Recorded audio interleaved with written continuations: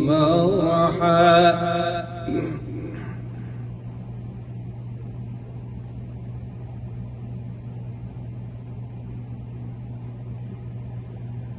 ولا تصحر خدك للناس ولا تمش في الأرض مرحا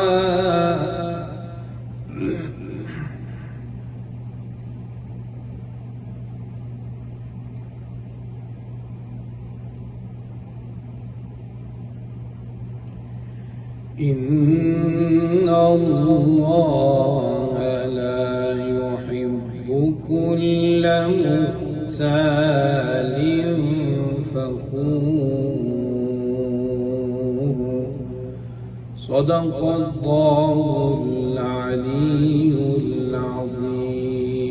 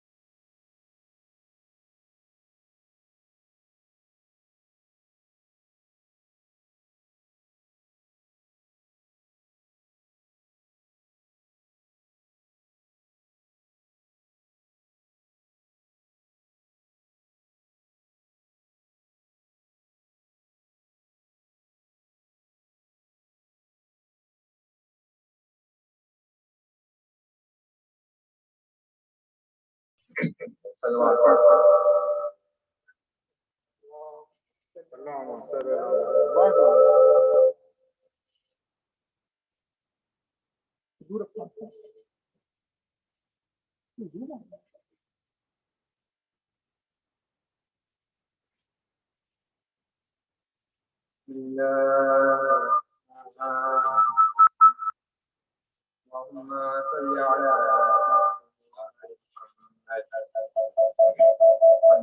محمد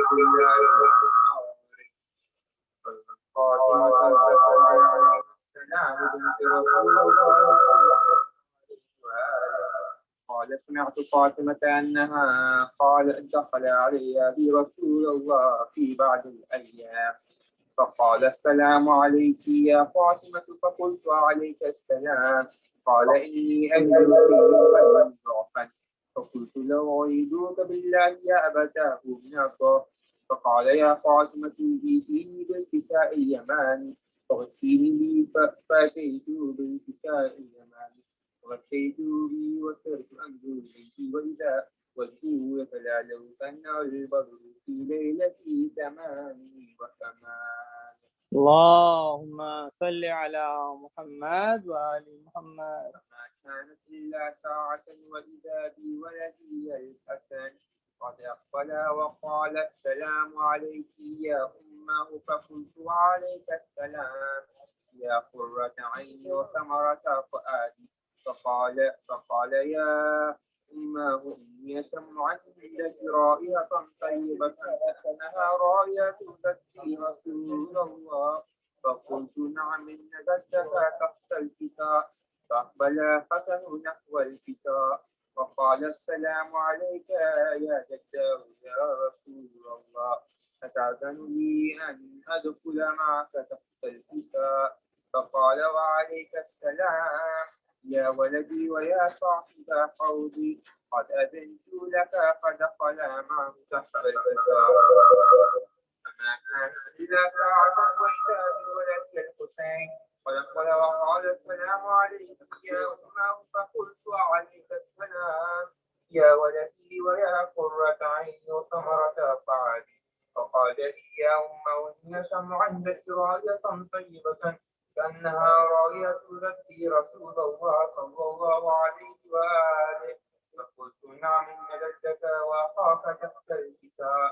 فدنا الحسين نحو الكساء وقال السلام عليك يا جداه والسلام عليك يا من اختار الله أتأذن لي أن أكون معكم تحت الكساء. فقال وعليك السلام يا ولدي ويا شعب أمتي قد أذنت لك فدخل معهم تحت الكساء. فأقبل عند ذلك أبو الحسن علي بن أبي طالب فقال السلام عليك يا بنت رسول الله. فقلت وعليك السلام يا أبا الحسن ويا أمير المؤمنين. فقال يا فاطمة إني أشم عندك رائية طيبة أنها رائية أخي وابن عمي رسول الله. فقلت نعم ها هو مع ولديك تحت الكساء.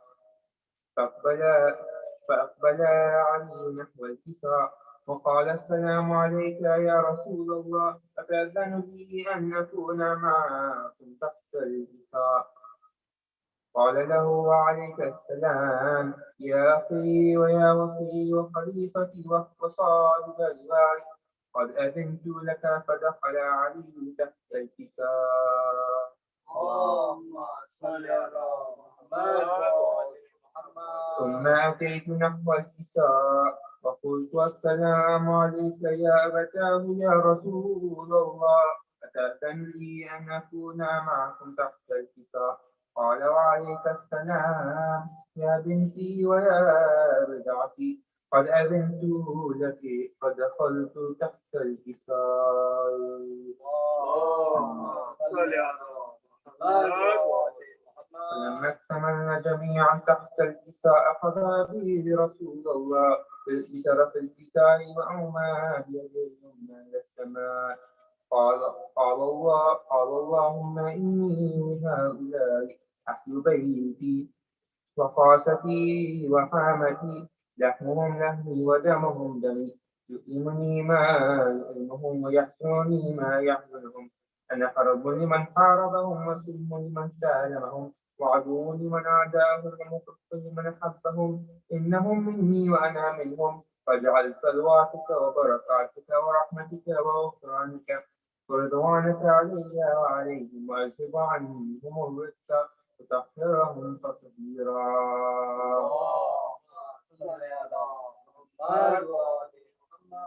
فقال الله عز وجل يا ملائكتي ويا سكان سماواتي إني ما خلقت سماء مبنيا ولا أرضا مدهيا ولا قمرا منيرا ولا شمسا مضيا ولا فلكا يدور ولا بحرا يجري ولا فلكا يسري إلا في محبة هؤلاء الخمسة الذين هم تحت الكساء. فقال أمين جبرائيل: يا ربي من تحت الكساء؟ فقال عز وجل: هم أهل بيت النبوة ومعلم الرسالة، هم فاطمة وأبوها وبعلها وبنوها.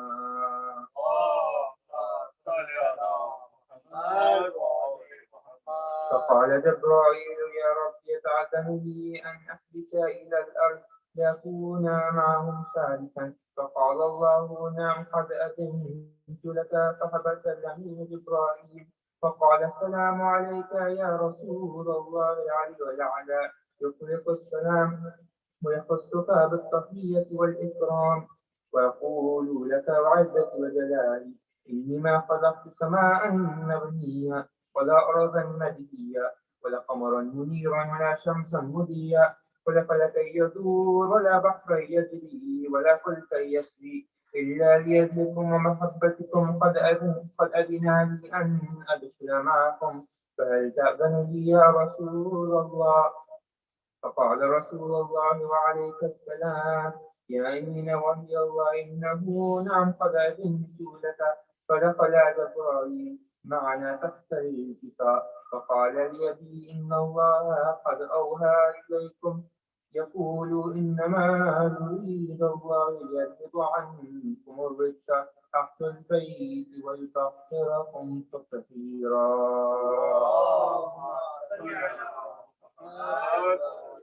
قال علي لأبي: يا رسول الله أخبرني ما لجلوسنا هذا تحت الكساء من الفضل عند الله. فقال نبي: والذي بعثني بالحق نبيا واصطفاني بالرسالة نبيا، ما ذكر خبرنا هذا في محفل من محافل أهل الأرض، ففيه جمع من شيعتنا ومحبينا إلا ونزلت عليهم الرحمة وحفتهم الملائكة واستغفرت لهم إلا أن يتقربوا. فقال علي: إذا والله تبنا. فقعد شيعتنا ورب الكعبة. فقال النبي ثانيا: يا علي، والذي بعثني بالحق نبيا واصطفاني بالرسالة نبيا، ما ذكر قبرنا هذا في محفل من محافل أهل الأرض، ففيه جمع من شيعتنا ومحبينا، وفيهم محموم إلا وفرض الله هما، ولا مغموم إلا وكشف الله غما، ولا تعرض حاجة إلا وقضى الله حاجة. فقال علي: إذا والله خذنا وسعدنا، وكذلك شيعتنا فازوا وسعدوا في الدنيا والآخرة ورب الكعبة.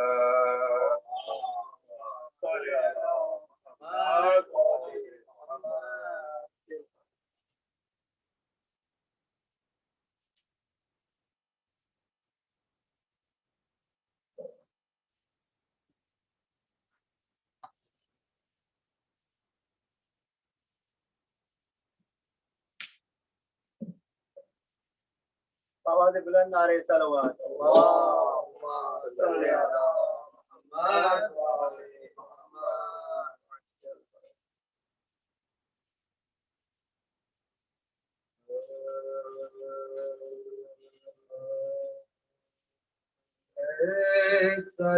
सलामी पीर मरते हैं जवां के सामने,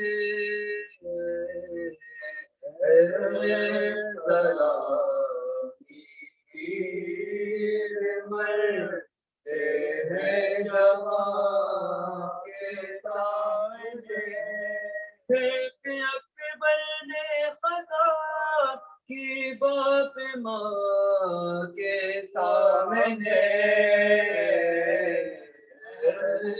सलामी पीर मरते हैं जवां के सामने, रोने वालों को शहीद करबला करबला बादे पना, रोने वालों को शहीद करबला बादे पना, खुल्द में देंगे मकान अपने मकान के सामने, खुल्द में देंगे मकान अपने मकान के सामने। सलामी की सुनती हूँ एक नौजवान बेटा है हम सकने नबी, सुनती हूँ एक नौजवान बेटा है हम सकने नबी, बहर दीदाता है आलम इस जवान के सामने। सलामी की हिंद से नबी बोली सर को अपने पीट कर, हिंद से नबी बोली सर को अपने पीट कर, मर गया मर्जी से वो मुजनी में जाके सामने। सलामी की बोल साजे हंसी अकबर फकत क्या मर गए, बोल सच्चा दे हंसी अकबर फकत क्या मर गए, सब तवाना मर गए मुझे ना तवान के साथ, सब तवाना मर गए मुझे ना तवान के सामने। सलामी पीर मर तेरे जवान के सामने, अकबर में ग़ज़ा की फातिमा के सामने। सलामी पीर मर। अल्लाहुम्मा सल्ली अला मुहम्मद शफाअत जारिया सलाम पे जन्नत और फातिहा।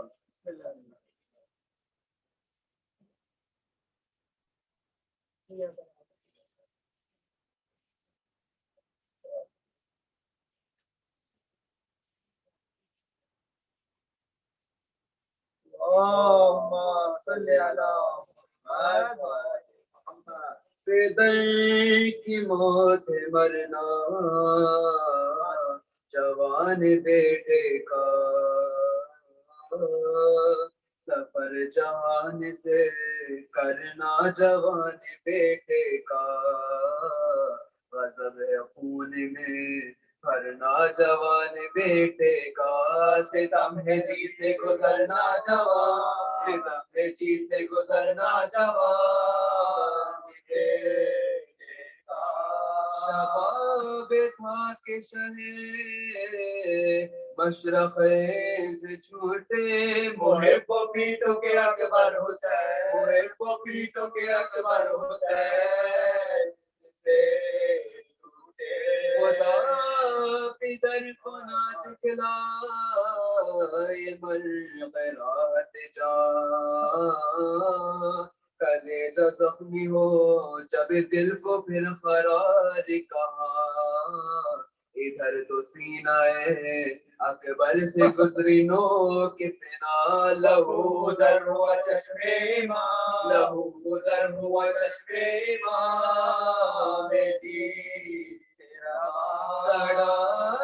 की जाना बेकर दो निगाह की शहने, जमीन हिल गई कैसिया, जमीन हिल गई कैसिया की शहने, पुकारते हुए दौड़े मेरे शहीद पे सर, मेरे जवां मेरे मेहरू मेरे सईद पे सर, मेरे हसी मेरे यूसुफ मेरे रशीद पे सर। गरीब हो गई मैदान से, गरीब हो गई मैदान से, आ गई सर पे आज नई वारदात है बेटा, खबर नहीं मुझे दिन है कि रात, खबर नहीं मुझे दिन है कि रात है बेटा। किधर गए मेरे गुल मेरा हन अली अकबर, मेरे खलीफ मेरे कम सुखन अली अकबर, जवान मर गए गरीबुल वतन अली अकबर, उजाड़ कर गए मेरा चमन, उजाड़ कर गए मेरा चमन अली अकबर। के घर से यहाँ अश्किया ने टूट लिया, दुआई है कि मुझे करबला ने, दुआई है कि मुझे करबला ने टूट लिया। पुकारते थे के ए शेर फिर पुकार मुझे, नहीं बताने के लाशाए नबाकार मुझे, तेरे फिराक में है सीस्ते नगावार मुझे, सदा सुना दे मैं सदके फिर, सदा सुना दे मैं सदके फिर एक बार मुझे, अली लगा लो कि सीना हमारा जलता है, कलेजा मुंह से कोई दम में आ, कलेजा मुंह से कोई दम में आ निकलता है। तारी बेवड़ी से बानू पे सर मिला के नहीं, बताओ मरहमे जख्मे जिगर मिला के नहीं, सितम के अब्र में मेरा खबर मिला के नहीं, अली के लाल वो अली को है, के लाल वो अली को है के नहीं। किताब लाओ मेरे मन्नतों के पाले को, तुम्ही से लूंगी मैं अपने मुराद, तुम्ही से लूंगी मैं अपने मुराद वाले को। ये जिक्र के सदाई दूर से नागा, जनाब क़िबलो काबा आइए मिल्ला, हुजूर हाल से बेटे की क्या नहीं आगा, ज़बाने गई है गुलाम, ज़बाने गई है गुलाम की आशा, उखाड़ रहा है दम अब मौत जान लेती है, पुकारने की बिना पर जवाब, पुकारने की बिना पर जवाब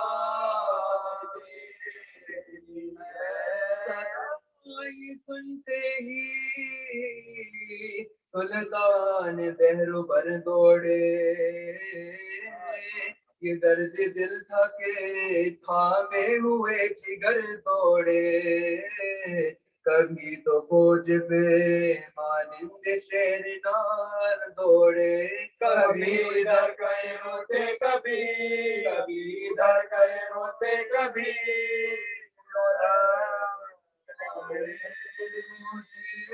हुए वो कमाई, बस तलाश मेरी ज़मीन पे खून में गलता फिसर, ज़मीन पे खून में गलता फिसर, खून में गलता फिसर इलाज मेरी।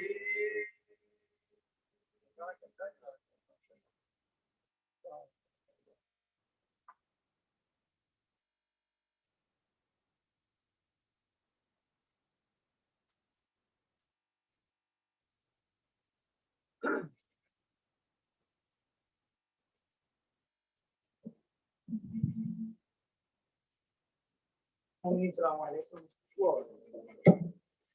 Inshallah, starting tonight, we have the setup tonight, inshallah. So we can move on this side of the park, inshallah, we can watch like this without any problems. And tomorrow night, 8th of Muharram, inshallah, so tomorrow night we have program for the Bakar and Islam. We join us tomorrow as well. With that, please recite Surah Fatiha for the Mu'mineen and Mu'minat of nice sponsors. And yeah, let me see the name. Say this out loud, salawat. Allahumma salli ala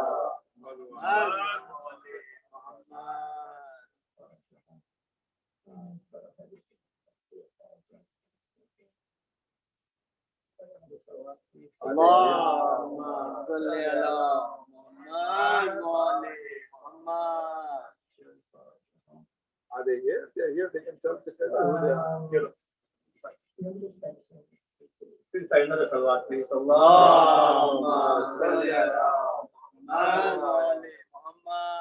Please try to Fatiha for Jafri, Rizki binte Syed Tahir Hussain, Syed Rizki ibn Hassan Naqi, Syed Muhammad Abbas ibn Syed Iqbal, Tahira Begum binte Syed Tahir Hussain, Ali Asad ibn Syed Hassan Ali, Badr Begum binte Wali Muhammad, and Jafri Hussain ibn Muhammad Qasim, and Imam Muhammad.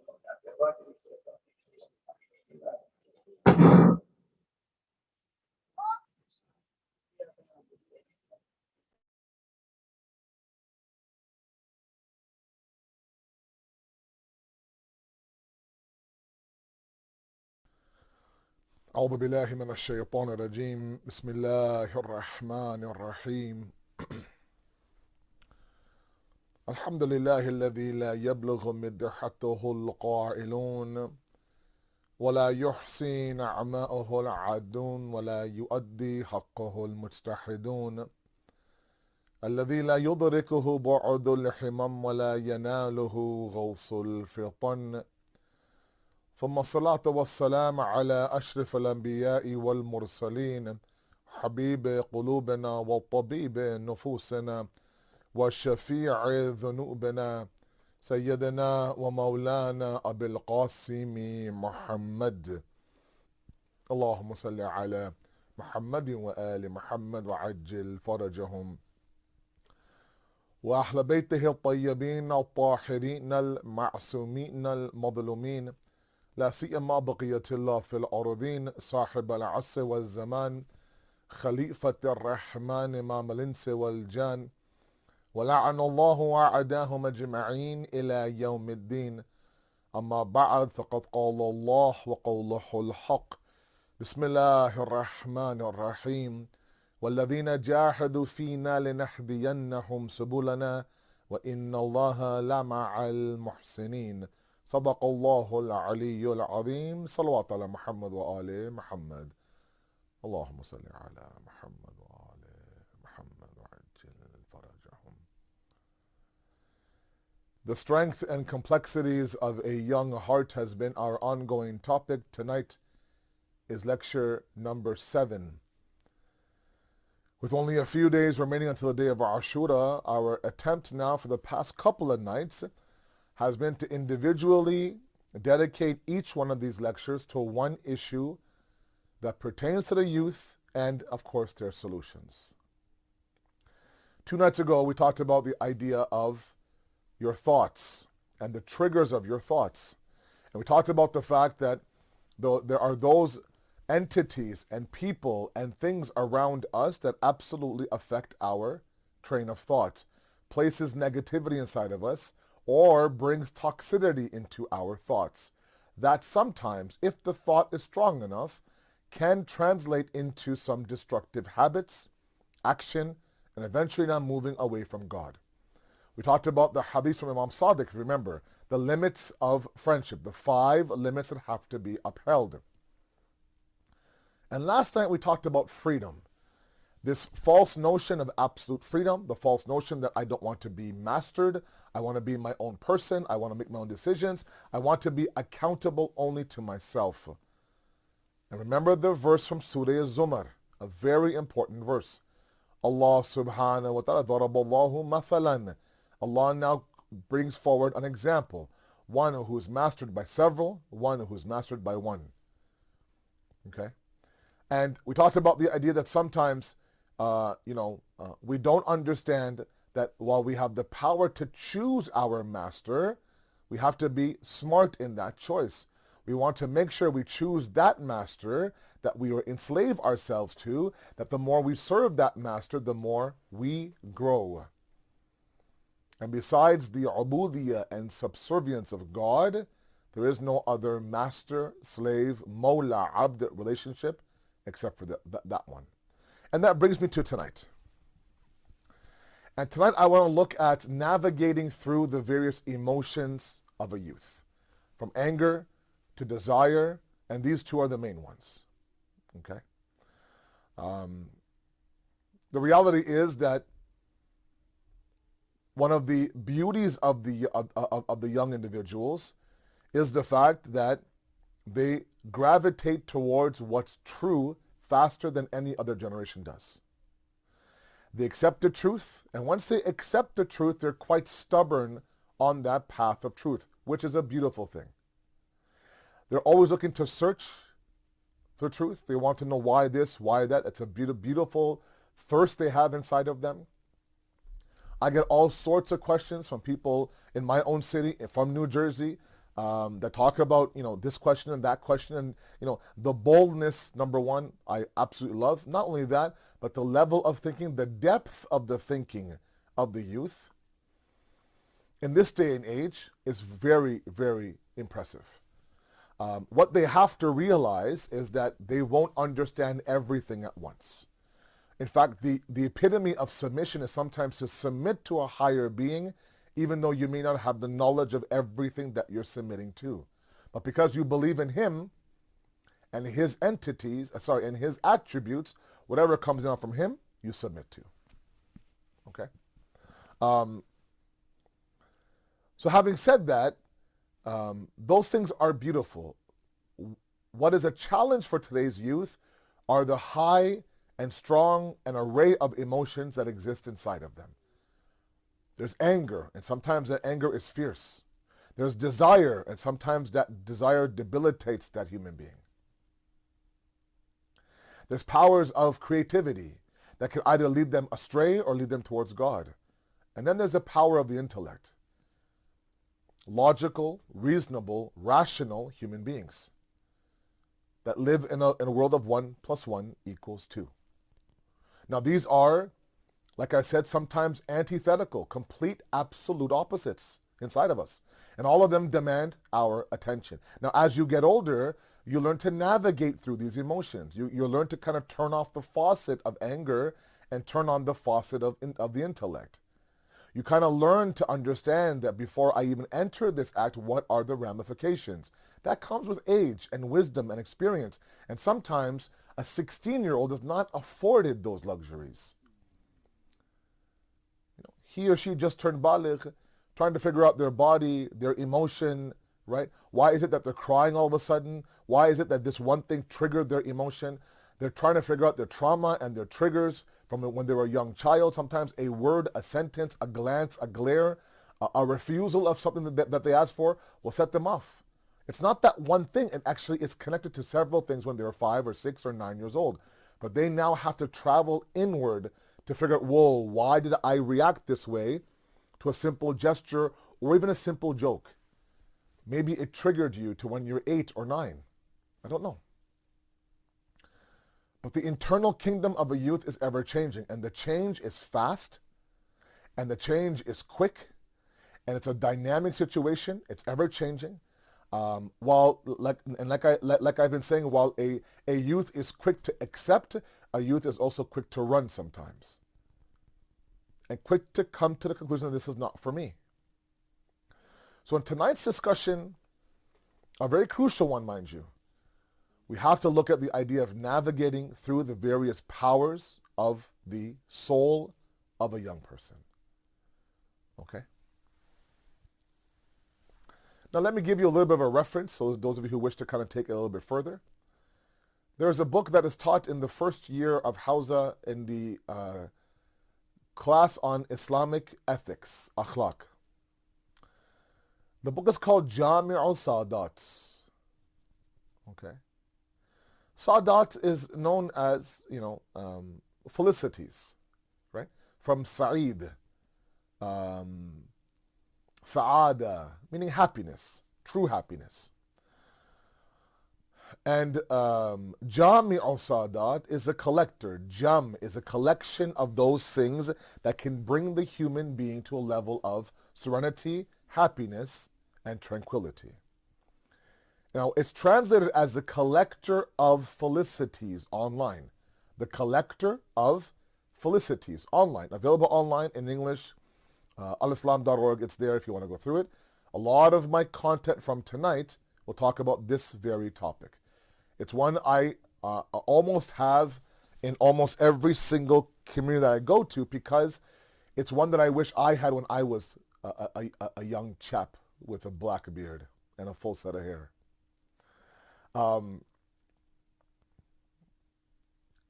a lot of what I went through as a youth, I was a very angry person. It didn't take much to set me off. And because I was always a big guy in terms of my height and everything, I felt like I was a dominant person, right? And in hindsight, of course, I'm still trying to fix the issues that I had caused back then, either wronging somebody, hurting somebody, physically sometimes, emotionally sometimes.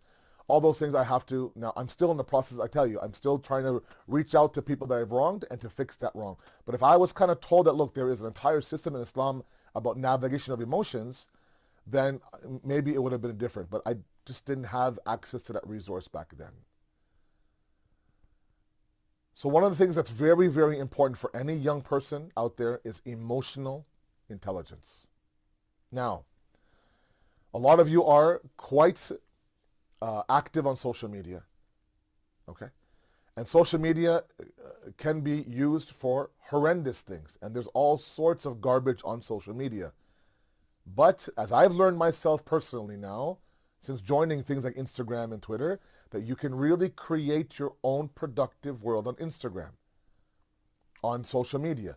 You can follow those individuals that will remind you with posts and little short clips and sayings and be it stanzas of poetry or philosophical arguments, constantly kind of remind you of what you're trying to achieve.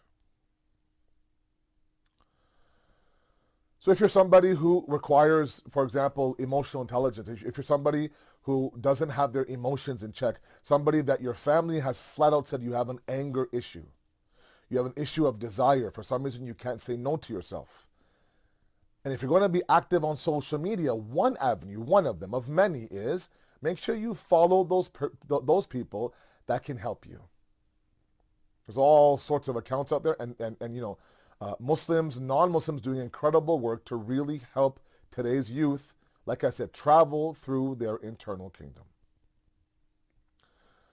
Such that when you do open your phones every single morning and you kind of scroll through the various posts on Instagram, you get bombarded with messages that are alike from different sources. That's bound to have an effect on you. Now, let's go through a couple of realities in Islam that have to be reminded if it's basic stuff, but it has to be a starting point. Before that, let's recite a nice loud salawat ala Muhammad wa ali Muhammad. Allahumma salli ala Muhammad wa ali Muhammad wa ajil farajahum. One of the disadvantages of being behind a camera and not being in front of you is hopefully, inshallah, all of you are awake and you're listening and you're watching and you're nodding and you're with me. I really miss the Beit al-Asr community, and I really pray someday, one day, I can be there amongst all of you. For now, you have to put up with this virtual world, and I apologize. It's not the best ideal situation, but inshallah, we pray that Allah ends this pandemic and that no more lives are lost, be it our brothers in faith or our equals in humanity, that those who are sick and riddled with this virus, that inshallah they are granted shifa and granted some treatment for their health and for the health of all of you. Inshallah, let's recite one more loud salawat ala Muhammad wa ala Muhammad, please. Allahumma salli ala Muhammad wa ala Muhammad wa ajil farajahum. Islam has always introduced itself to be a fitri religion, an innate religion, a natural religion. And what is meant by that very, very broad statement is that it is meant to say that it is in tune with the natural elements of existence and looks to not deny those natural elements, but rather direct them. Understand that statement. Islam does not look to deny those natural realities inside of the human being, but rather direct them, command them. Okay?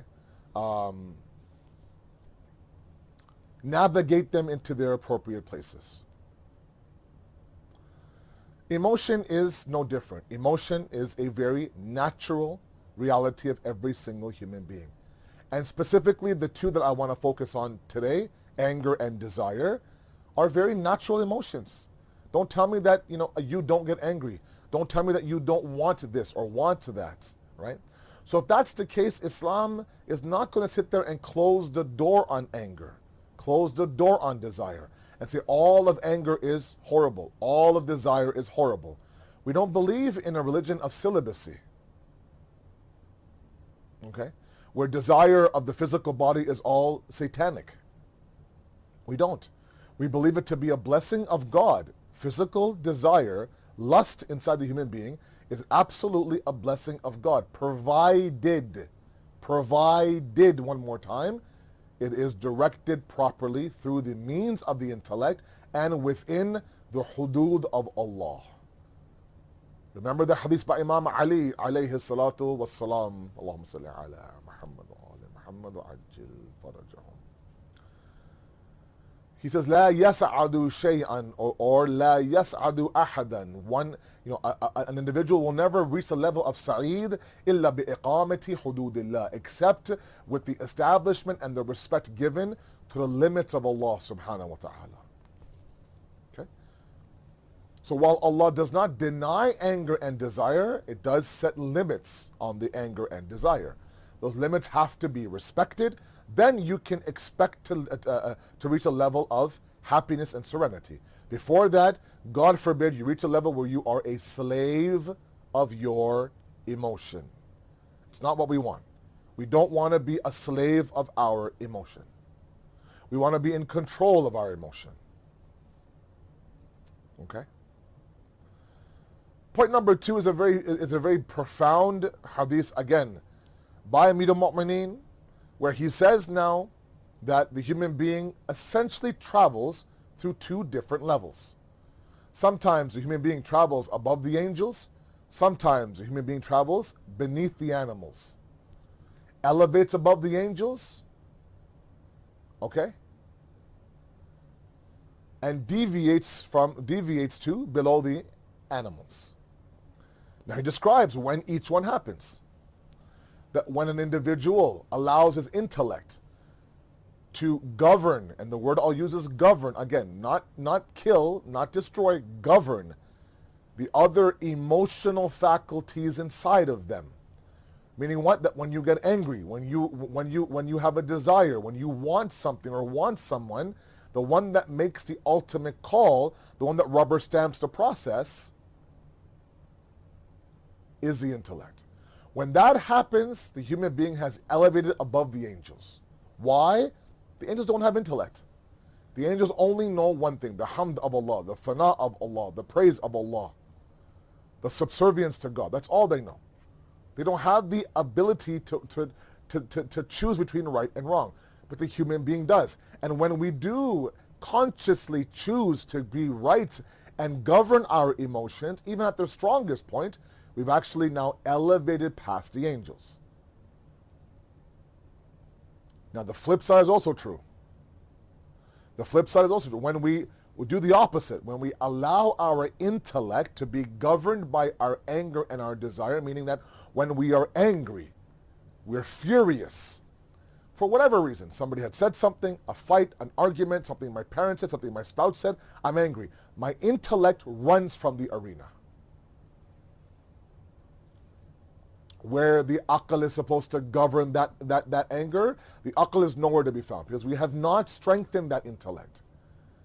So anger becomes the bully in school. And when aql looks and when the intellect sees the anger coming in a fierce rage, It bolts. Oh man, here comes anger. Forget it, I'm out. Now anger sits on the throne.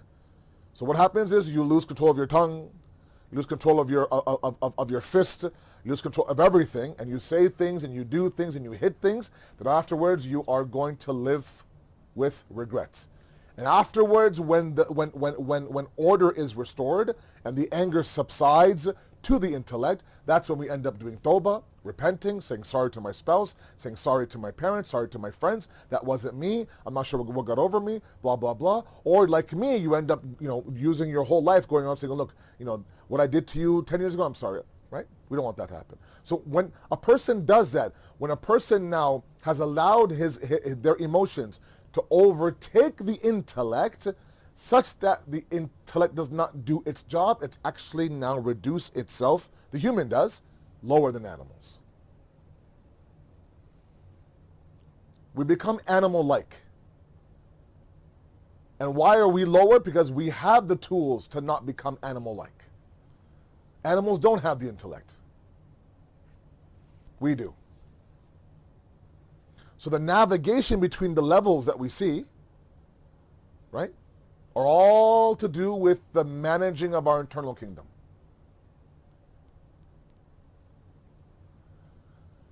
One point I want to make here, I've made this point before, not in New Jersey, but somewhere else, I believe. For every other creation, when they are created, they're created within that creation, they live in that creation, they die in that creation. Meaning what? An animal is born an animal, lives an animal, dies an animal. Right? A dog is born a puppy, becomes a dog, dies a dog. Okay? A cat is created a kitten, lives a cat, dies a cat. A horse is born a pony, becomes a horse, dies a horse. And a human being is born a human being. Does not necessarily mean that they live a human being, nor die a human being. And the kamal is to enter this world as a human and leave this world as a human. When one of the companions of Imam Syed, alayhi salatu wassalam, Allahumma salli ala Muhammadin wa ala Muhammad. When they went for Hajj, and one year now the crowd was quite a bit, the Sahabi of Imam Syed says, MashaAllah, Maulana, look how many Hujjaj are there. It's a beautiful sight. And Imam Syed says, if you can see what I could see, only a few of them are actual human beings. I mean, they've allowed their internal state to get to the point where now they are in the state of an animal.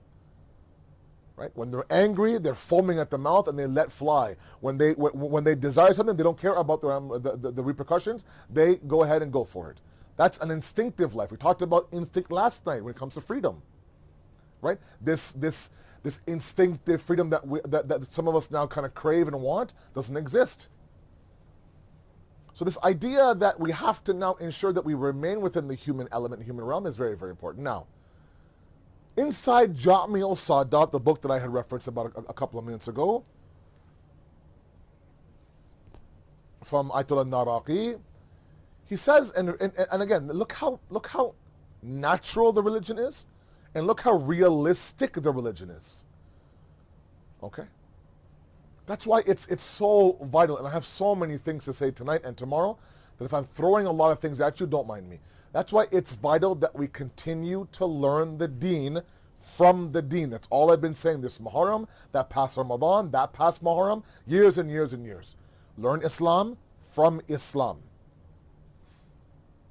Don't learn Islam from the enemies of Islam.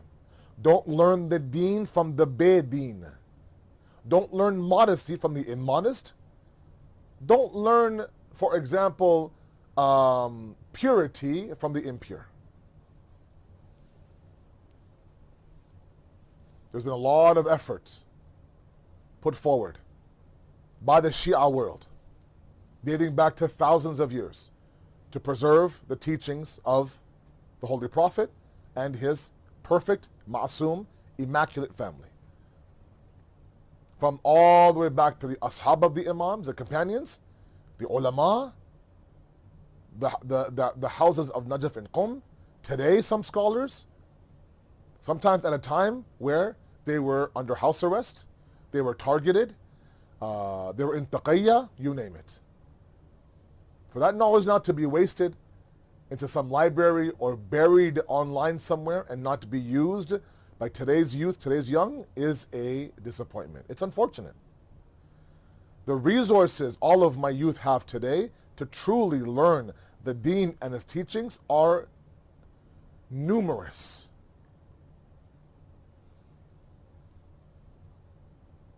And like every other blessing you have in your life, you'll be asked, how did you use that blessing? Now, in the book of Ja'mi-ul-Sadat, Al-Naraqi talks about the idea that the discussion is no longer the existence of the emotion, but rather the expression of the emotion. Again, Islam absolutely accepts the fact that you're going to desire things, especially when you are young. It absolutely accepts the fact that things are going to make you angry when you are young, even when you are older. All these emotions are absolutely natural. That's not even the question. We don't believe that all of anger is wrong. We believe some anger is necessary. We don't believe that desire is wrong. Some desire is necessary. Okay? So in the approach of every emotion, Al-Naraqi goes through 3-stage process with every emotion. A 3-stage process. Okay? There is that one stage where there is a deficiency in that emotion inside of us. There is one stage where there is an excess amount, an extreme amount of that emotion. Then there is one stage where there is a moderate, balanced stage of that emotion. Every emotion inside of us. Again, my focus tonight is anger and desire. Okay? So for example, he tackles anger. He says there are those individuals, and by the way, he says the deficient and the extreme levels of anger are both wrong. Okay? And he gives examples. There are those, for example, who are deficient in anger. They never get angry. Nothing ever angers them. Right? If somebody, for example, is disrespecting their wife, they're quiet. Oh, it's okay. Maybe you had a bad day, let it go. If someone is robbing their home, if somebody, for example, is doing oppression on them, if somebody, for example, is disrespecting the Holy Prophet's name and his family and God himself, the oppression in Afghanistan right now, what's happening right now in Lebanon right now, what's happening all over the world right now, they're all indifferent towards it. Nothing invokes that anger. Nothing invokes that fire inside of them. That's wrong. Right? When you don't have a sufficient amount of anger, you become a coward. You become a coward. Someone comes at 3 o'clock in the morning, you hear a sound at the door, and you send your wife to go check who it is. Ya Allah. No, Baba, you go. You're the man of the house. You become timid. You become, I don't like confrontation. You try to kind of bypass everything. Some things can't be bypassed. Some things need to be confronted head on. You need to grab a stick, go downstairs, and make sure you let that person know, don't come back to my house. If anyone ever raises their voice to your wife or your kids, you as the man of the house should get up and defend the honor of your wife and your kids. If someone is out there, for example, now sketching cartoons against your holy prophet, disrespecting your imam, oppressing the innocent lives inside Palestine and Yemen and Kashmir and the Uyghur Muslims in China and you name it, that should invoke some level of anger. Now, I'm not talking about expression now. How you express that anger is up to you. Right? Meaning, if you want to go out, attend a protest, send an email, share a post, share a tweet. If not, the bare minimum is on the musalla after your salat, pray for the demise of the oppressor. Khalas. But Baba, have an emotion, man. Have some reaction. Being complacent leads to being cowardice. And Islam doesn't want this buzdili that we have, this cowardice that we have. No, Islam requires us, right, to be individuals. قَالُوا رَبُّنَا اللَّهُ ثُمَّ اسْتَقَامُوا. To say that my Lord is Allah and to stand firm on that path of Tawheed. Don't bend, don't break, don't apologize. Stay firm within your akhlaq, within the hudud of Allah, within the confines and the limits of the law of your land. But absolutely, be bold, be strong, be confident in your belief. So a deficient level of anger is not to be accepted. An excessive level of anger is also not to be accepted. A person that's always snapping, always yelling. Jab bhi dekho, he's yelling and screaming. She always has this resting angry face. People are scared to approach her. The moment she opens her mouth, we run for cover. The moment that he's about to enter the room, we just stand up straight and, this fear overtakes us. Right? If I break a glass, if I drop some juice, if something happens, for example, I sit there and I run. It's okay, it's juice on the floor. It's not a big deal. But the walls will shake now. Punishment, yelling, screaming the whole day now. Because why?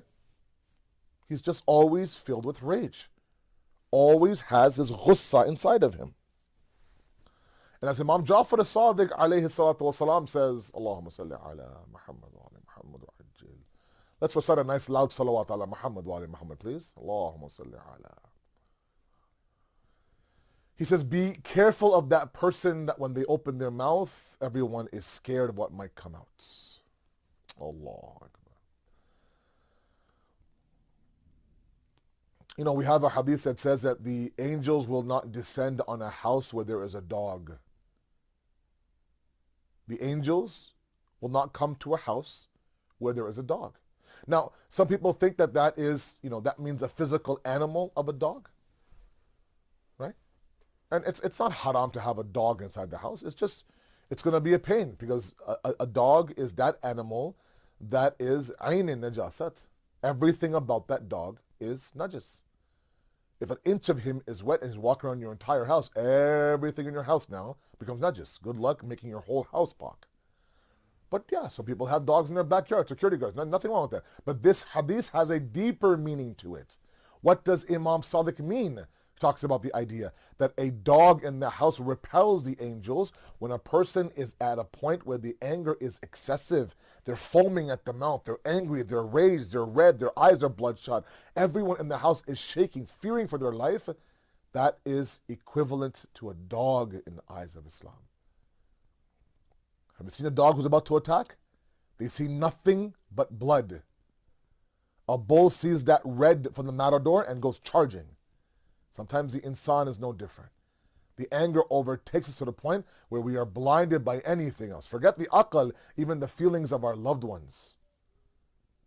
And we end up, God forbid, striking people with our tongue or worse yet with our hands. Which leads me to a moderate level of anger. A desired level of anger. And that breeds courage. That breeds courage. So courage stems from anger. A courageous individual, right now, who's defending the honor of his family, defending the honor of his deen, defending the honor of the oppressed, his own self-respect, her own self-respect, that courage comes from anger. So not all anger is wrong. No anger is wrong. Too much anger is wrong, but the right amount of anger is right. You should be individuals who constantly defend yourself and your family. Ya ayyuhalladhina amanu qu anfusikum wa ahlikum nara. Right? O you who believe, protect yourselves and your ahl and your family from fire. Fire in this world, fire in that world. So from this anger that sometimes is seen as a horrible emotion, a beautiful trait that sometimes is needed today, like courage, is actually born from this emotion. Okay? That's anger. You have a coward level of anger, which is deficient. You have an excessive amount of anger, which is equal to a dog. Then you have that middle, desired, moderate, balanced level of anger, which is to be courageous. And that is a beautiful trait in Islam. Shuja'at, to be shaji in Islam, is beautiful. It all comes from a balanced approach. The Quran says, وَكَذَلِكَ جَعَلْنَاكُمْ أُمَّةً وَسَطًا لِتَكُونُوا شُهَدَاءَ عَلَى النَّاسِ. That we made you, the Quran says, into a balanced nation. An ummatan wasatan, a middle nation. That's mutawassit, that's wasata. A middle nation, يعني a balanced nation. لِتَكُونُوا شُهَدَاءَ عَلَى النَّاسِ. So you could be a witness for those around you.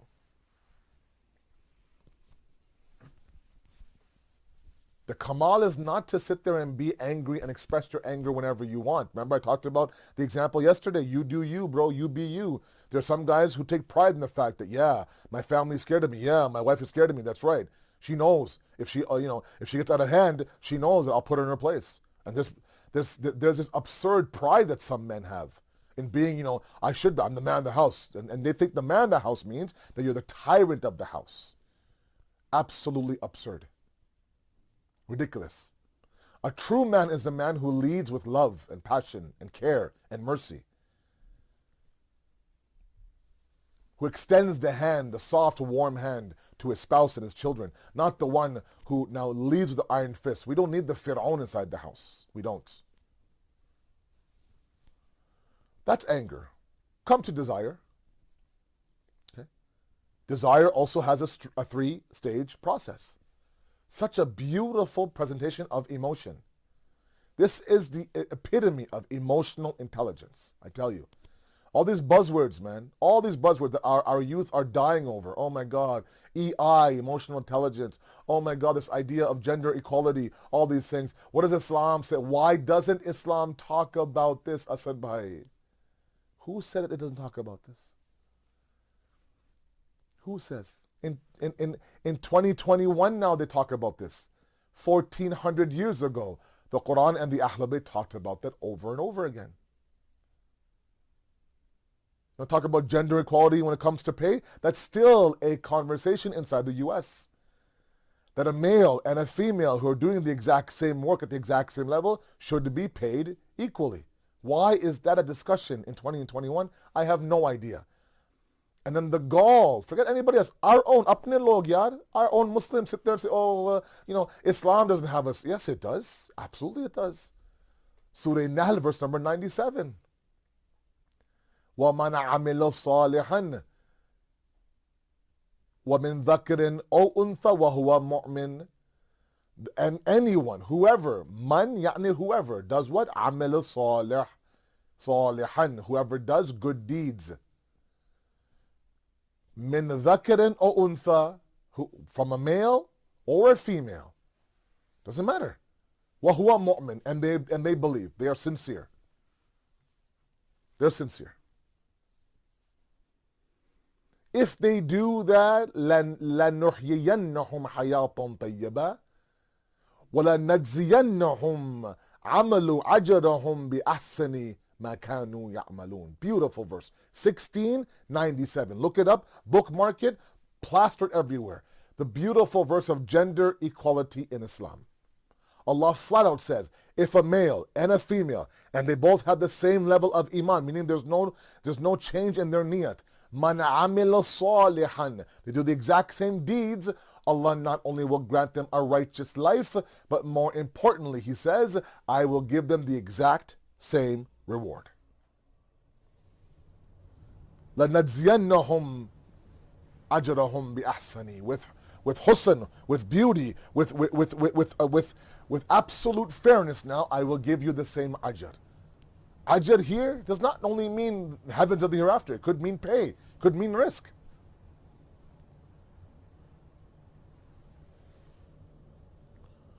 So Islam, all these buzzwords that right now are, this self-love and self-help and all these that's great. I'm so happy. But let's not underestimate the fact that the Deen of Islam has talked about that in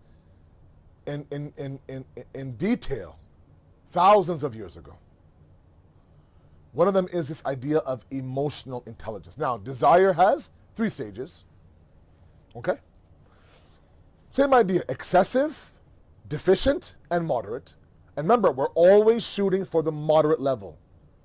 If I had more time tonight, I would talk about the intellect also being excessive, deficient, and moderate. But these 2, I think, are the 2 most important ones about my youth today. There's a lot of angry youth out there.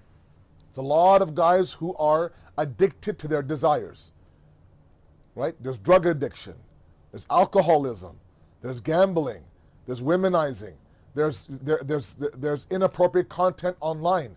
All these are addictions that are really riddling and debilitating our youth today. How many times do I get phone calls saying, help me get rid of this habit? I can't do it. I know it's wrong, but I can't kick this habit.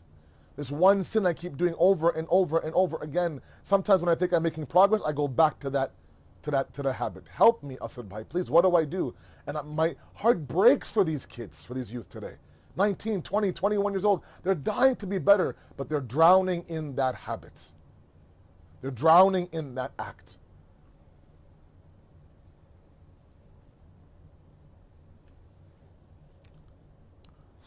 Anger and desire are huge issues right now inside of our young, across the board, and globally, mind you. When I went to India a couple of years back pre-pandemic, in fact, my last flight was from India home. I had the chance to go to Bangalore. I had a chance to go and meet some of the youth in some villages. I tell you, those days where east and west, this and that, Vahanke Masal, all that is gone. It's all one small village, man. You put a 16-year-old from South Jersey and you put a 16-year-old from southern India in one room, it's the exact same issues. They're fighting an internal battle, they're fighting an external battle. And sometimes they feel like they're all alone. And I'm here to tell you that you're not all alone. You're not, God's with you, the Deen is with you, we are with you, absolutely. You are our pride. You are our future. We rely heavily on you. And we take full responsibility to do our best to give you all the tools to fly, all the wings to succeed. It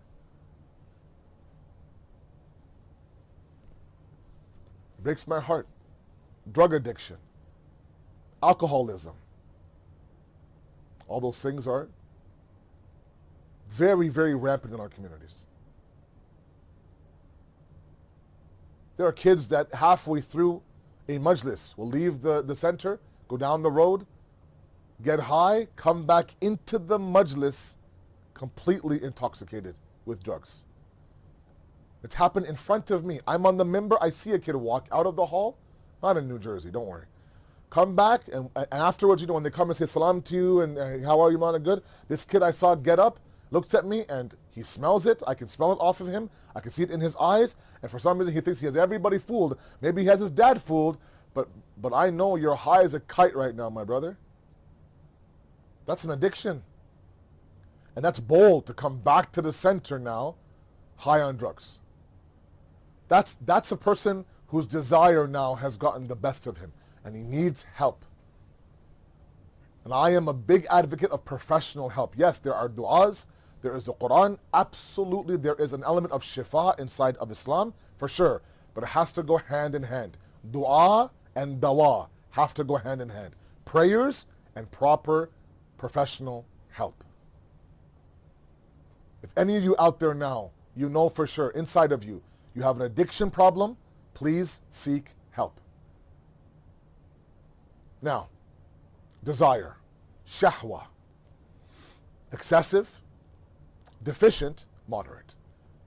A deficient level of desire, a deficient level, very, very low to none level of desire is problematic. These are people who are not driven by anything. There's no motivation. Do you see people sometimes? Nothing motivates them. They're okay with status quo. Nothing. Do you ever, they're quite nonchalant about life. Like, ho jayega, don't worry about it. It's okay. Not a big deal. What? No, not really. Do you want to go? No, not really.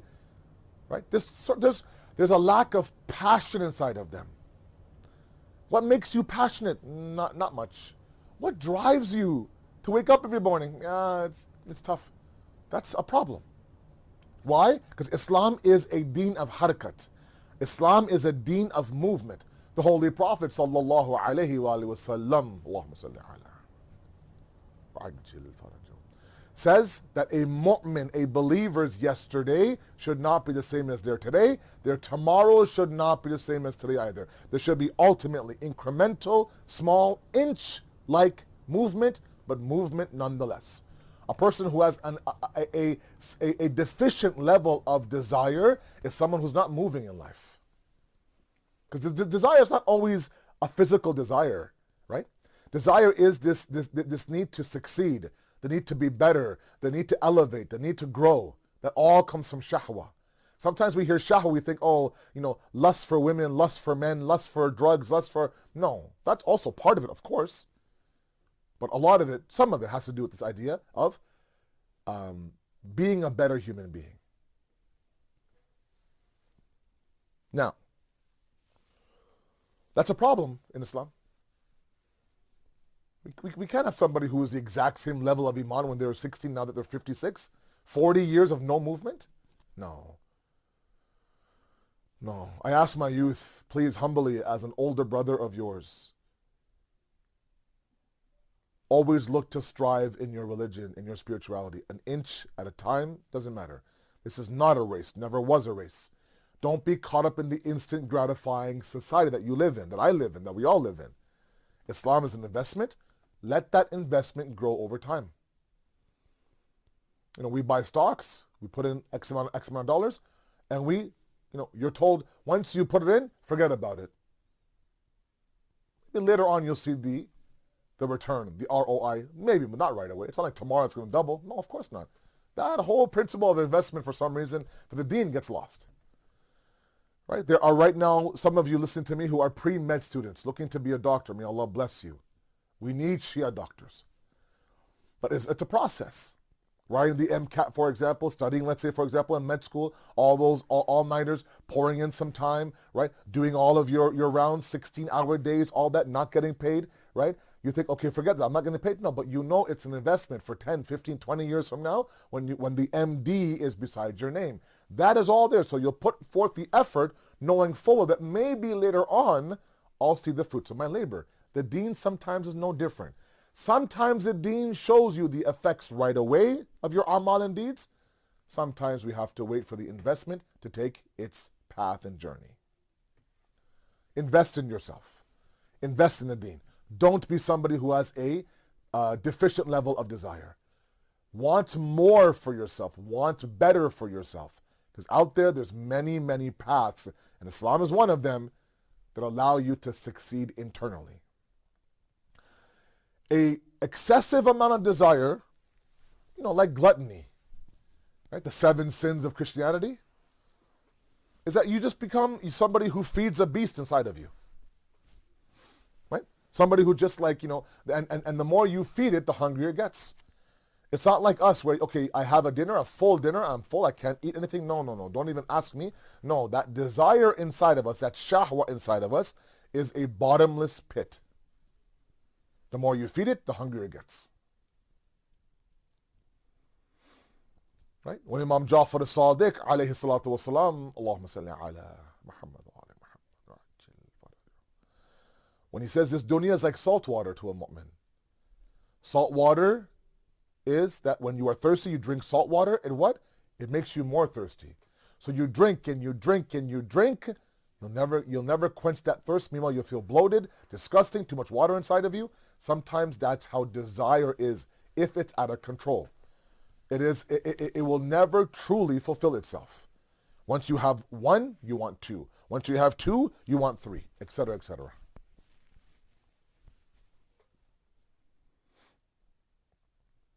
So a excessive amount of desire turns you into a wild beast, Imam Ali says. Either you tame the beast or the beast tames you. Okay? Now, the more you feed this beast, the bigger it gets, right? You are the pet owner. You're the beast owner. You own the beast. So it says, look, I want more. You give it 1, it wants 2. You give it 2, it wants 4. 4 becomes 8, 8 becomes 16. And before you know it, it gets bigger and bigger. And now you're running out of things to feed it. And then it devours you, controls you, such that adultery, such that, casinos, such that all sorts of stuff. We can't contain ourselves because we haven't learned to tame the beast. A moderate level of shahwa and desire is modesty. Haya, iffa. Not just for women, I'm sorry. Every time we hear modesty and haya, we think, oh, okay, that's good for our sisters.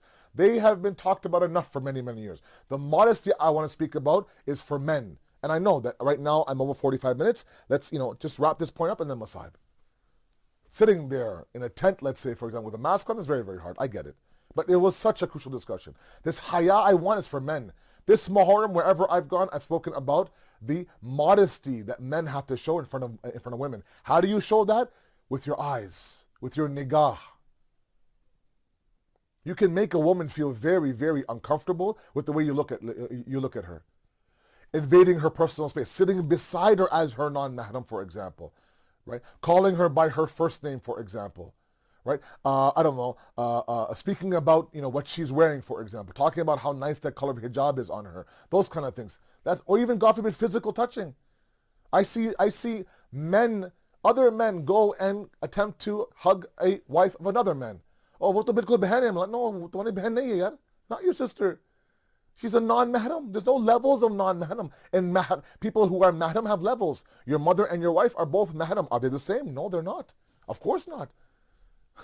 The level of mahramiyat between your mother and your wife or your father and your husband are very, very different. But for non-mahrams, there's no levels. The same non-mahram you see at the gas station is the same level of non-mahram that is your first cousin, for example, or your bhabhi, for example, at home, your brother's wife or your sister's husband.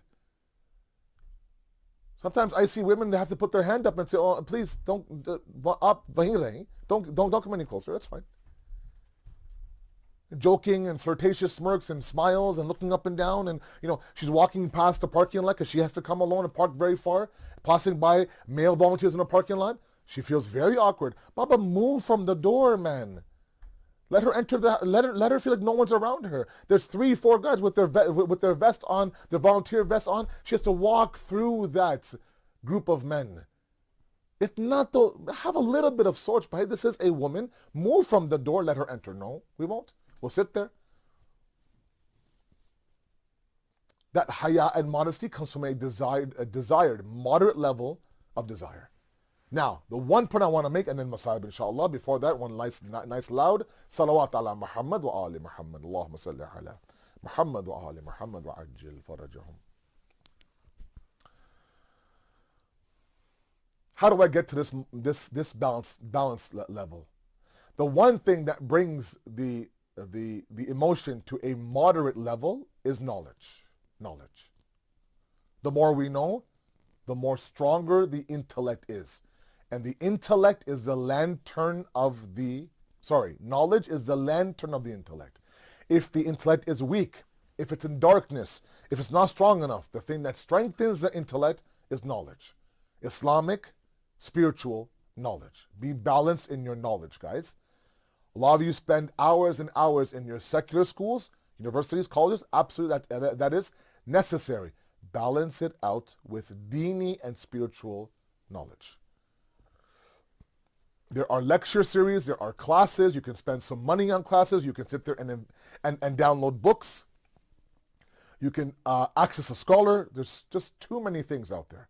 The more you know about the path of Islam, the more roshan and enlightened your intellect will become. The stronger the aql becomes, the more possible it is to govern these emotions. When these emotions are governed by the intellect, it tells you that, for example, if your mother makes you angry, zip your mouth. Don't you dare say a word about your mother. If, for example, some invading oppressor makes you angry, then speak out. Go to the protest. If not protest, like I said, at least complain to God on the musalla. Do you see the difference? Who makes that call? The intellect does. If that intellect is not there, we'll scream at our moms and we'll scream in downtown New York as well. And we won't know the difference. So knowledge, knowledge, knowledge. If you need to break down the building, then break down the building and start from scratch. Like I said in the month of Ramadan. Start with God. 15 lectures I gave you guys. Poured my heart out in the state of fasting. Gave you all sorts of dalil and proofs. There's no reason why we should not have a strong foundation of Tawheed and build on that moving forward. Because when you look at the story of Karbala, all of it is based on Tawheed. the oneness of God, the harmonizing of our objectives.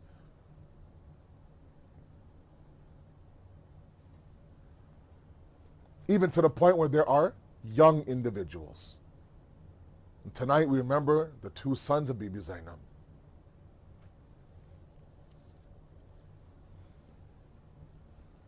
These were not even boys that were baligh yet. Ono Muhammad were not baligh yet. But they had this passion now to serve the Deen.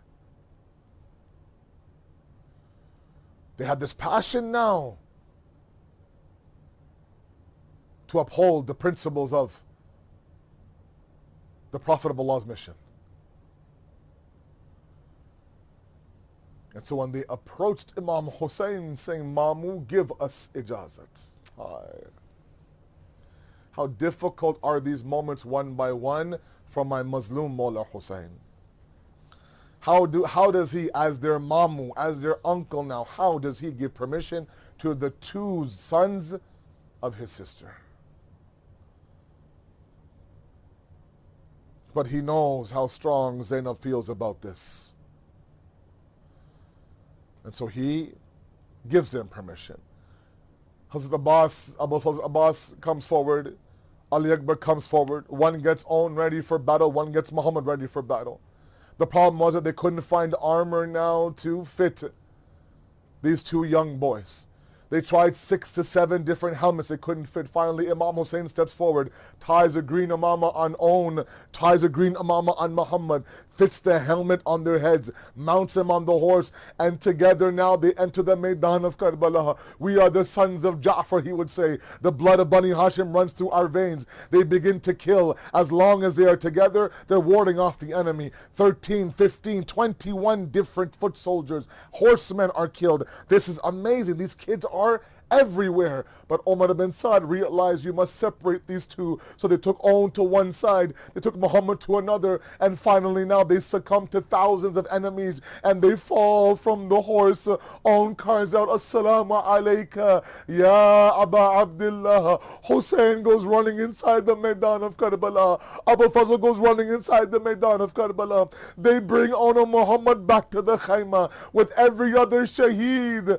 The first person to welcome Hussein back to the Khayma was Zainab. Whenever any ashab would die, the first person there for istiqbal was Zainab. Bhaiya, don't worry, Bhaiya. Giving Hussein tasalli, giving Hussein support, giving Hussein some encouragement that don't worry, this is for Allah. She would mourn on the shaheed's body. She would mourn with the family of the shuhada. Every shaheed that went back to the Khayma, Zainab was there now to be with Hussein. But now that Ono Muhammad are coming back to the Khayma, everybody is there, but Zainab is not there. Where is Zainab? Aina Zainab, where is Zainab? Finally someone says, Maulana, Zainab is inside the Khayma in sajda shukr. Allah, please accept my sacrifice. Hussein then lays down On one side, lays down Muhammad on the other, leaves a space between their two bodies, goes inside the tent. Slowly but surely the tent opens. Zainab comes walking out slowly,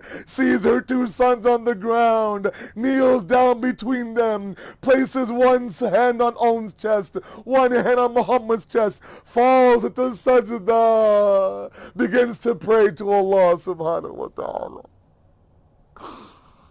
Matam Hussein, Ya Hussein, Ya Hussein.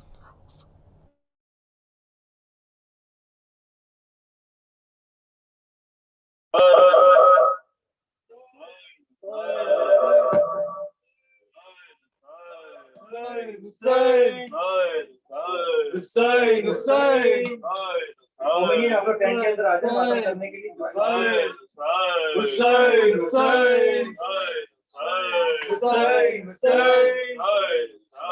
Hussein, Hussein. Hussein, Hussein. Hussein, Hussein. Hussein, Hussein. Hussein, Hussein. Hussein, Hussein, Hussein. Ali, Ali, Akbar, Ali, Ali. Ali, Ali, Akbar, Ali, Ali. Shabe Payambar, Ali, Ali. शबीह पैगंबर अली अली अली अली अकबर अली अली अली अली अकबर अली अली शबीह पैगंबर अली अली शबीह पैगंबर अली अली अली अली अकबर अली अली अली अली अकबर अली अली शबीह पैगंबर अली अली शबीह पैगंबर अली अली ए जाना नजर उठा के तुम आंखों देखो ए बेटा ए जाना क्यों सर झुकाए करे हुए हो ए बेटा ए जाना तुम ही तो मादर का आसरा हो ए बेटा ए जाने मादर अली अली जाने मादर अली अली शबीह पैगंबर अली अली शबीह पैगंबर अली अली अली अली अकबर अली अली अली अली अकबर अली अली शबीह पैगंबर अली अली शबीह पैगंबर अली अली ए जाना ए मेरे यूसुफ जमाल अकबर रुक जाओ ए जाना न दे सकेगी तुम्हारी मादर रुक जाओ ए जाना सहेंगे कैसे ये दाग सरवर रुक जाओ रुको ए सफदर अली अली रुको ए सफदर अली शबीह पैगंबर अली शबीह पैगंबर अली अली अली अली अकबर अली अली अली अकबर अली अली शबीह पैगंबर अली अली शबीह पैगंबर अली अली ए जाना के उम्मे लैला के लब पे नौहावा बेटा ए जाना लहू में डूबा दे लाल मेरा वावेला ए जाना हुआ है सीने के पार मेरा वावेला पैदा हो मादर अली अली पैदा हो मादर अली अली शबीह पैगंबर अली अली शबीह पैगंबर अली अली अली अली अकबर अली अली अली अली अकबर अली अली शबीह पैगंबर अली अली शबीह पैगंबर अली अली ए जाना नबी के सूरत नबी की सीरत अकबर है जाना निसार तुझ पे जहाँ के अजमत अकबर है जाना पुकारती है तुझे शहादत अकबर ऐ गुल हैदर अली ऐ गुल हैदर अली अली शबीह पैगंबर अली शबीह पैगंबर अली अली अली अली अकबर अली अली अली अली अकबर अली अली शबीह पैगंबर अली अली शबीह पैगंबर अली अली ए जाना कदर के आंखों का नूर हो तुम्हें दिल पर ए जाना सुना है जख्मों से चूर हो तुम्हें दिल पर ए जाना क्यों हाय मादर से दूर हो तुम्हें दिल पर दुआए मादर अली अली दुआए मादर अली अली शबीह पैगंबर Ali Ali शबीह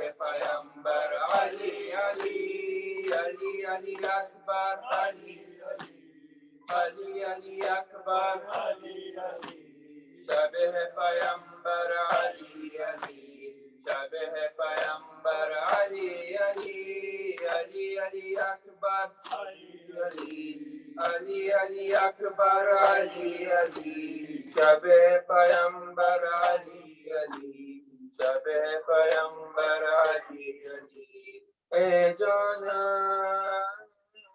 Syed, Syed, Syed, Syed, Syed, Syed, Syed, Syed, Syed, Syed, Syed.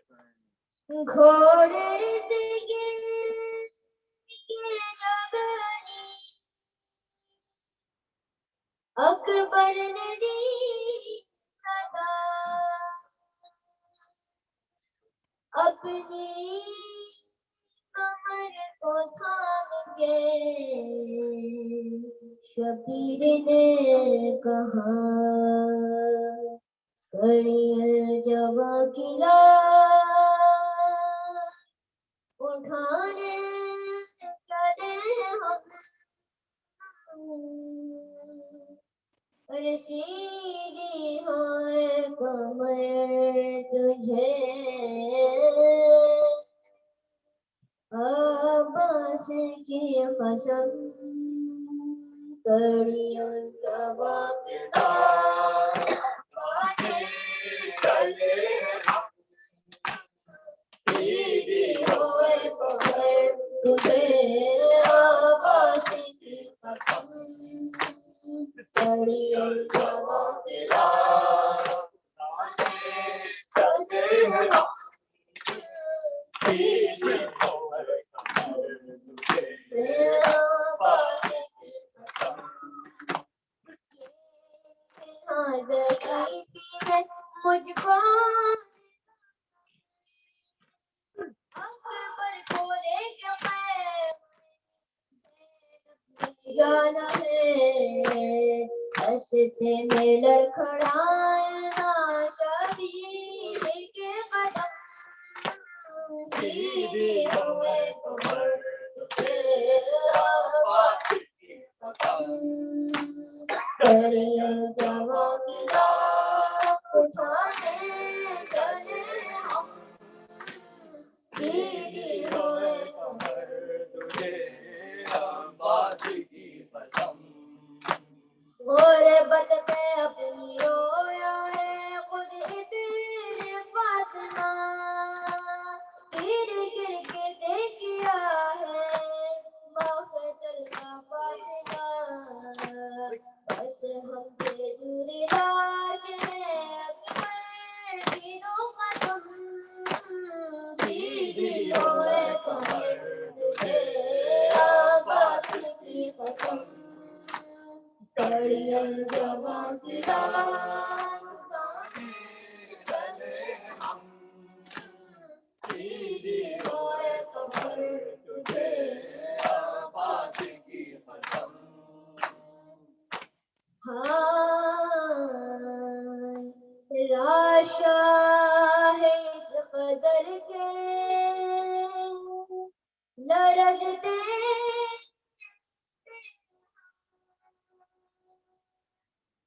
लाशा है अकबर के साथ साथ दो लाशें एक साथ उठाए कैसे हम सीधी होए कमर तुझे अब्बास की कसम कड़ियल जवा किला उठाने चले हम सीधी होए कमर तुझे अब्बास की कसम कड़ियल जवा किला उठाने चले हम सीधी होए कमर तुझे अब्बास की कसम सीने में के तोड़िए नाज़िम अब देखना उसे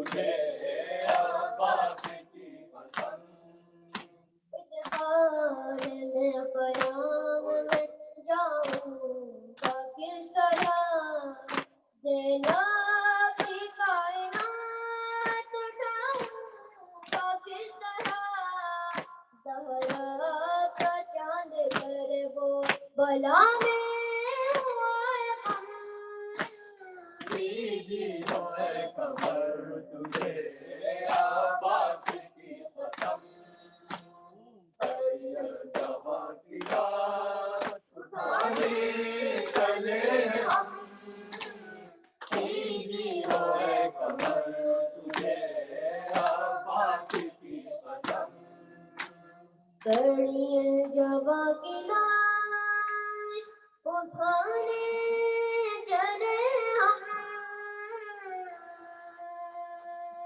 सीधी है कमर तुझे अब्बास की कसम या हुसैन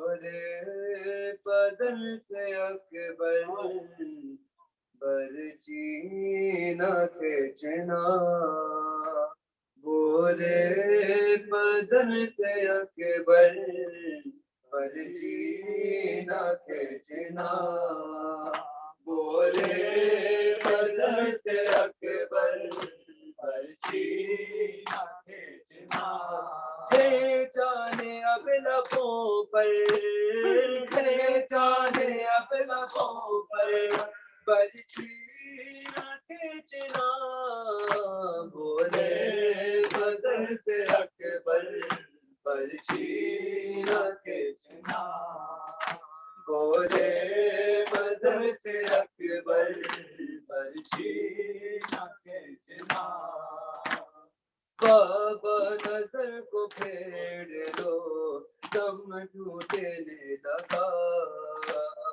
बरछी के फल से खून है दिल का रुका हुआ उबलेगा खून जमीन पर उबलेगा खून जमीन पर बरछी न खींचना बोले बदर से अकबर बरछी न खींचना बोले बदर से अकबर बरछी न खींचना मैंने तुम्हें बुलाया था ताकि मैं कह सकूं बिल्कुल न गम करो मेरे दिल को है अब सुकून बैठे रहो यहाँ मगर बैठे रहो यहाँ मगर बरछी न खींचना बोले बदर से अकबर बरछी न खींचना बोले बदर से अकबर बरछी न खींचना अम्मा कोई खबर न हो मेरे से न लगी कश आ गया है बस सरा इज्जत की प्यास की मैं आ रहा हूँ जाओ घर मैं आ रहा हूँ जाओ घर बरछी न खींचना बोले बदर से अकबर बरछी न खींचना बोले बदर से अकबर बरछी न खींचना बोले हुसैन बाप को बहला रहना मालूम है कि यहाँ से कहाँ जा रहे हैं कहते हो मुँह को फेर कर कहते हो मुँह को फेर कर बरछी न खींचना बोले बदर से अकबर बरछी न खींचना हे पहचान अब लबों पे बरची न खींचना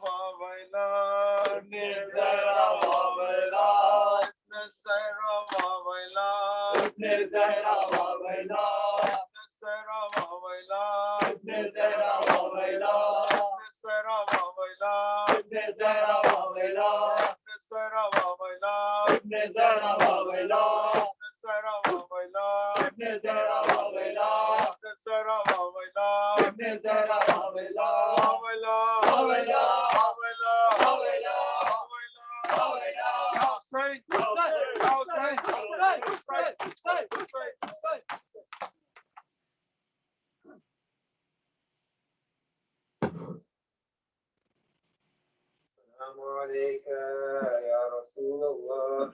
السلام عليك يا أمير المؤمنين. السلام عليك يا فاطمة الزهراء سيدة نساء العالمين. السلام عليك يا أسمى المصطفى. السلام عليك يا أبا عبد الله وعلى الأرواح التي حلت بفنائك. عليكم مني سلام الله أبدا ما بقيت وبقي الليل والنهار ولا جعل الله آخر لحظ مني لزيارتكم. السلام على الحسين وعلى علي بن الحسين وعلى أولاد الحسين وعلى أصحاب الحسين. السلام عليكم غريب الغرباء. السلام عليكم مؤمن الفقراء والفقراء. السلام عليكم مؤمن الشيعة وزوارق الجزاء. السلام عليك يا أبا الحسن علي بن موسى الرضا كنت فينا وشفي والدينا في الجزاء. صلوات الله على آبائك السبعة وأمهات الأربعة وخلفاء من المعصوم جميعا رحمة الله وبركاته. السلام عليك يا صاحب رسول الزمان. الأمان من فتنة ما يشتري الشيطان. السلام عليك شريك القرآن. السلام عليك يا إمام الإنس والجان. أرجو الله تعالى فرجك وصلاة على مخرجك ودخولك واجعلنا من أنصارك وعوانك. السلام عليكم جميعا ورحمة الله وبركاته. اللهم كل وليك الحجة بن الحسن صلواتك عليه وعلى آبائه في هذه الساعة وفي كل ساعة وليا وحافظا وقائدا وناصرا ودليلا وعينا حتى تسكنه أرضك طوعا وتمتعه فيها طويلا برحمتك يا أرحم الراحمين. بسم الله الرحمن الرحيم. رب جعل पंजत पाक का सत्ता इस्लाम का दामन मगर शबीर से भर दे। बच्चों को ताकर अली असगर का तबस्सुम बूढ़ों को हबीब का मज़ाहिर की नजर दे। कम से इनको मिलाए वालाए और मोहब्बत और एक जवाब अली अकबर का जिक्र दे। माँ को सुखा आसानी ज़ारा का सलीका बहनों को सकीना की दुआओं का असर दे। मौला बेजानत के सीरी की फसल कर बेजुर्म मसीरों को रिहाई की खबर दे। जो चादर ज़ैनब के ज़ार मौला महफूज रहे ऐसे ख़वातीन के पर्दे जो दीन के काम आए वाला अता कर जो मजलिस शबीर की खातिर हो कर दे। मुफ्लिस और जवार की बारिश मखरूज का हर कर्ज सदा बैठ कर दे। हम कोई न दे हमको सिवाय कभी शबीर। हम कोई न दे हमको सिवाय शबीर। शबीर का हम बांट रहा है नारे दुश्मनाने शबीर तेरे पीर फैलाना बेशुमार।